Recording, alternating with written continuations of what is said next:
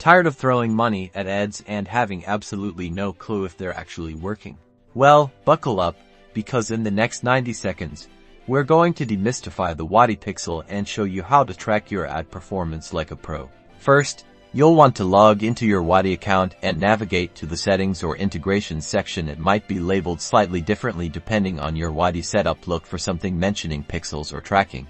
Once you're there, you should find your unique Wati Pixel code snippet. It will usually be a block of code that looks a bit intimidating, but don't worry, you don't need to understand it, just copy it. Now, head over to the back end of your website or landing page. You need to paste this code into the head section of your website's HTML. If you're not comfortable editing code directly, use a plugin or ask your web developer to help you with this step.